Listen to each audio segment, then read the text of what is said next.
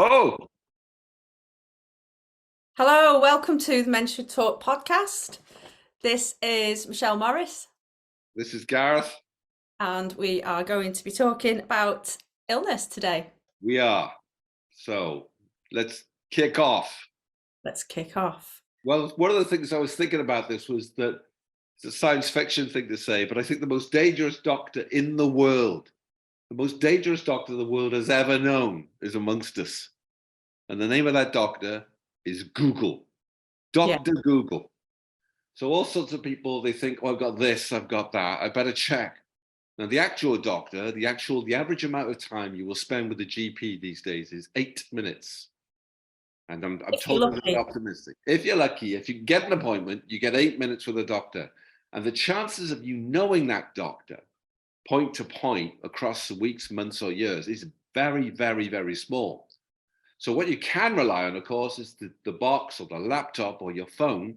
And you type into that, Dr. Google, this is what's going on with me. And then Dr. Google will tell you. And then, if you're unlucky enough, you'll go around with Dr. Google's diagnosis all day. And that all day, all week, maybe, or month.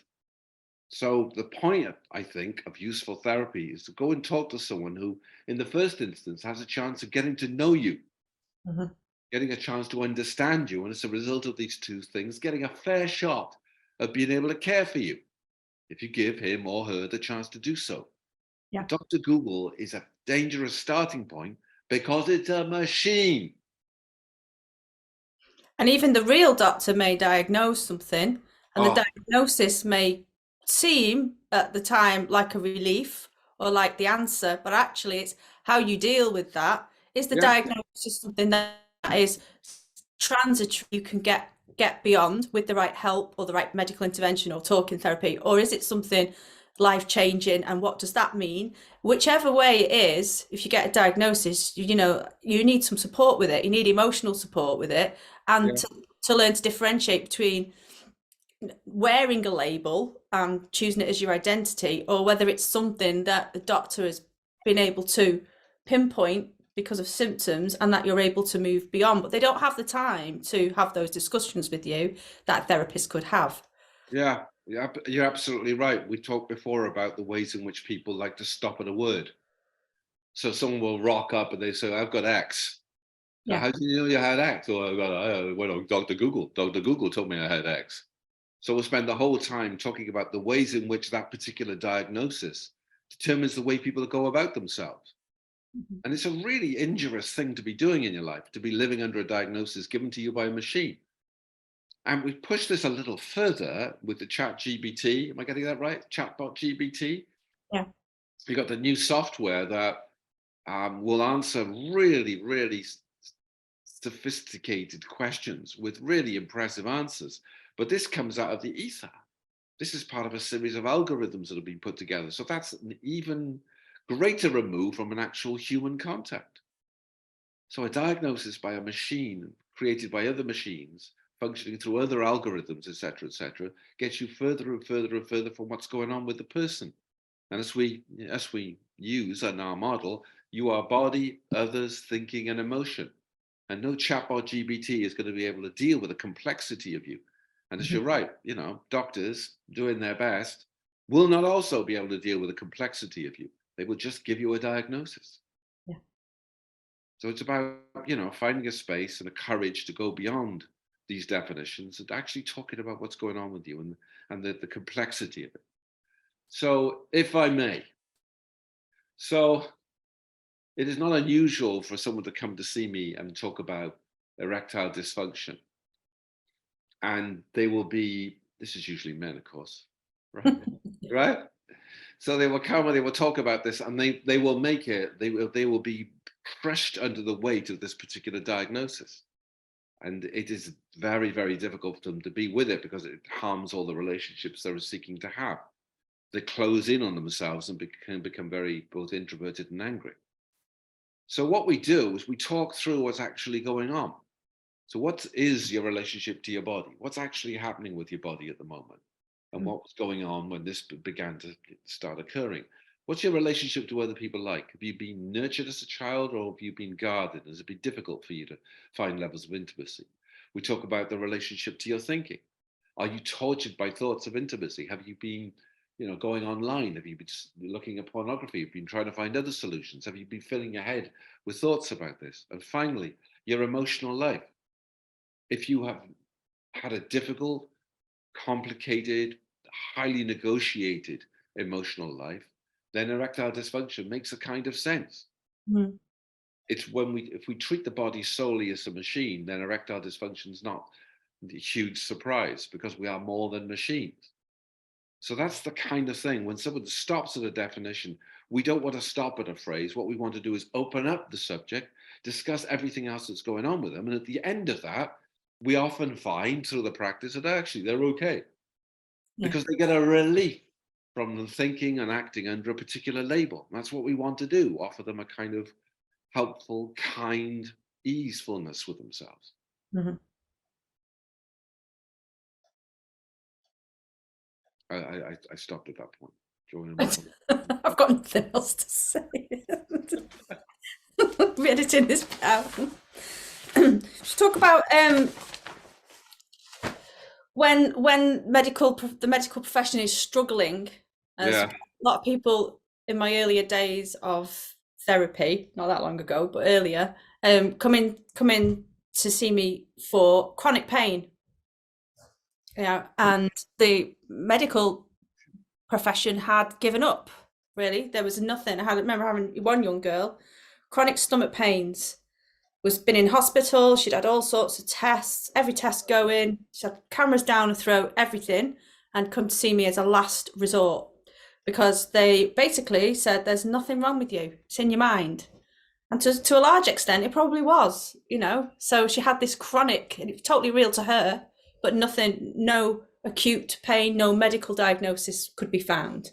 yeah, So just learning to have somebody to talk to, some relaxation techniques, and a bit of a discussion about the different pain pathways between acute pain and chronic pain. She was able to understand what was going on.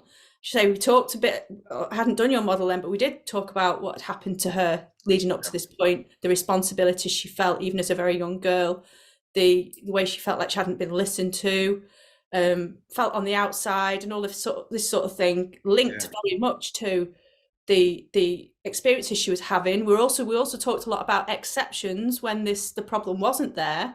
yeah. She hadn't really connected to or given much thought to what is happening when the problem is not there because it wasn't. Context of the problem. Pardon? Context of the The problem. context of the problem. Yeah, we discussed all of that, and hey presto, she made quite the recovery. Yeah, She did. She understood that. She good understood. to hear. That's good to hear. Yeah, Yeah, yeah. So there's that as well. People don't possibly the perception of illness as being one place or one destination, and in fact, there's many different factors of it, which is why the body, others thinking, and emotions model would fit very very well. because what we're talking about here is some really, really undeniable stuff, which is that we exist in networks. Yeah. For example, a network of feeling. There's a geographical network. There are all sorts of networks that we live in, and you can't discard the influence of those networks when we become ill. Mhm. Now, unfortunately, I mean, there'll be fantastic developments in science and continue to do so.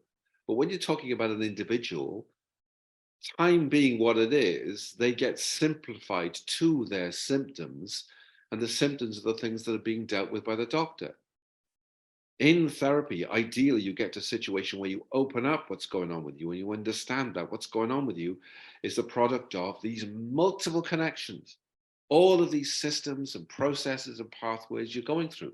That is what, that's what has to be grasped. To go back, if I may, to this very wonderfully powerful distinction, we are always a how, not a what. We are always a how because we are always being processes. We have 3 billion cells, all of which mostly want to stay alive and keep us here. And those cells are in transition, or every part of us is going through changes. We are processes. Yeah. If we think we are whats, when we stop at a what, then we shrink to that definition and feel disabled from thinking about anything beyond that.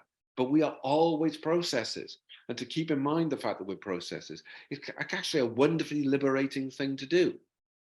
because then you'll develop a mindset and a way of being with your body that accepts it's going through changes, accepts these things are happening, and then finds a solution out of a very calm place of accepting the how rather than what, which is strictly you do these things in order to get better. And of course, if you follow those things and do just those things, it might alleviate those symptoms for a little while, but you won't deal with the complexity of what you are and how you have come to be and how you will continue to evolve. Mhm. I just kind of go off on this. But it's, I spent a lot of time talking about this sort of thing and talking to people who come in with one thing, the word, the what, the definition, and then we spend time talking and it lifts and other things come into play. And it's not a binary thing where you were sick and now you're better. We get into a situation of realizing that holding on to the what definitions hasn't helped you. And what it becomes useful is explaining the processes of taking you to this place and where you're going. It's free. Absolutely. I always take the stance when I'm listening to clients. I say if they come in with a particular the what, listening through it and Yeah, listening for the either the exception yeah, or the place they may go after this or what's behind it, and also what they've done, what they've been able to do to cope up to the point they're sat here telling me about it. And that's quite important because they don't really, well, they'll often say they've never really been asked questions like that before, or they can't remember the last time they had to think in this way. They're often looking externally for someone to help them. If the yeah, doctors that they've hung everything on the medical profession to either provide them with more pills or provide them with the assistance they need, and when it's not forthcoming, they transfer that sometimes to the therapist and don't really realize that it's a co-construction between the two yeah, of you. yeah. So we can cope with illness where we talk about it together, but if you're looking externally for the answers, then you may not be finding them. So just to return briefly to the model, when you think about I don't know if we can put this in, but that the alignment model. So when we hit an obstacle and an obstacle as an illness, we can either choose we have to do everything we can to get back into alignment, back into that expected self, or every time we meet an obstacle, we can think, well, I keep being ill or I keep experiencing some difficulty around this. What else might it be telling me? What else is going on in my life, right? That I need to think, whoa, maybe being knocked out of alignment temporarily is a chance to learn. It's a Yeah. chance to regroup and move in a different direction. That's a way of being with this, of going, oh, wait a minute, what is my body telling me? And as you know, one of the core things we do here is sort of start listening to the body, start having a collaborative relationship to the body, rather than top-down heavy one who says, you will do this for me, you will do that. So if we Mm. continue to instruct the body and insist on taking toxic materials, etc., it will come back at us. So come back to that notion that an obstacle is an opportunity to rethink and go, oh, maybe I'm learning something from this. Maybe my misalignment is a lesson. Mhm.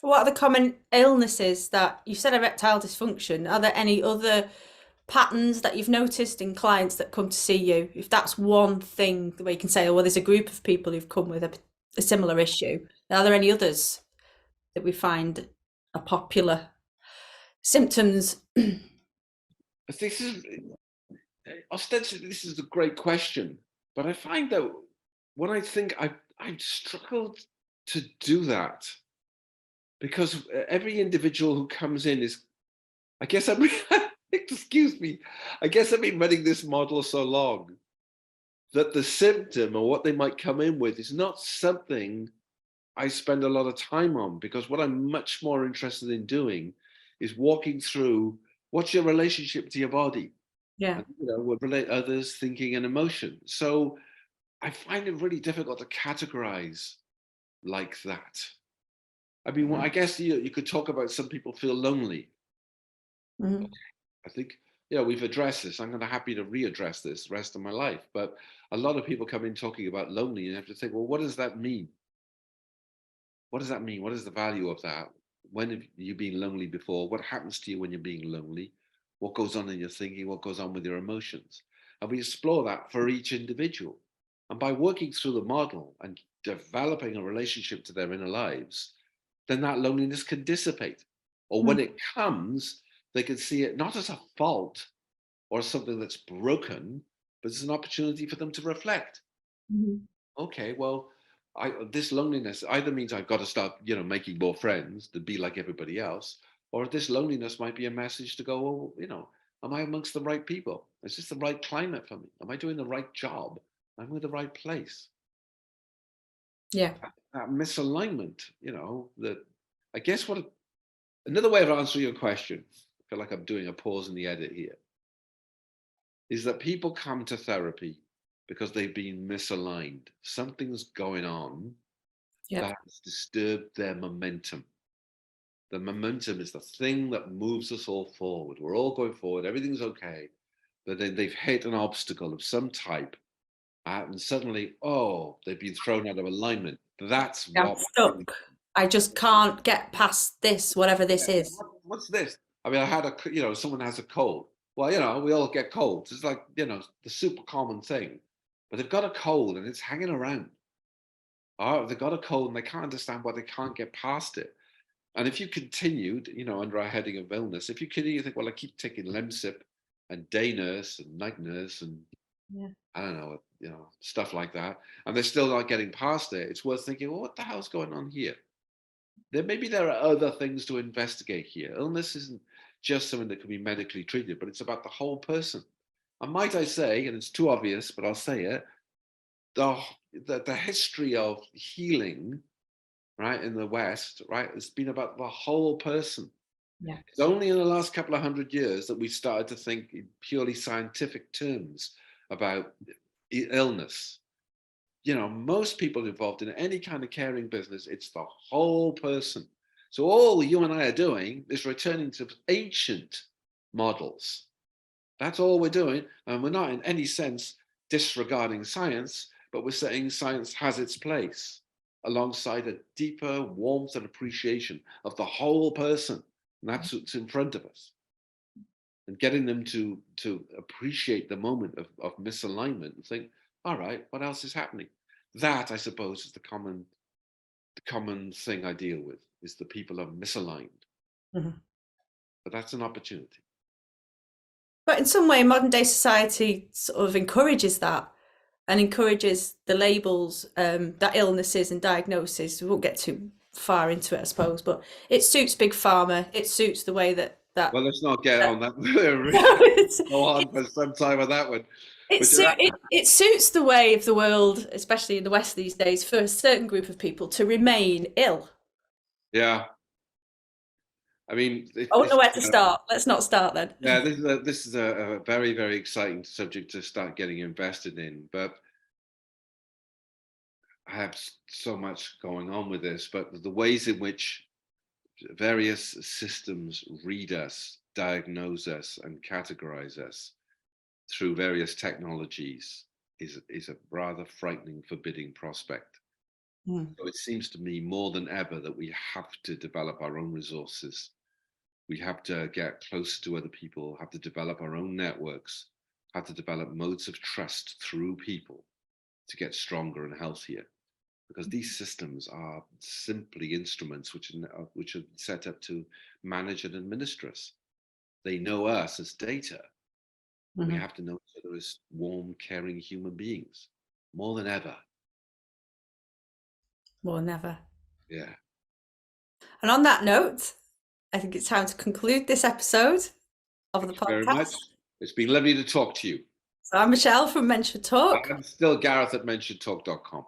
Yes. And if people want to come for a consultation, they get in touch with us at Gareth at Men Should Talk. Talk.com. Gareth at Mentioned Talk. Michelle at Mentioned Talk. Yeah.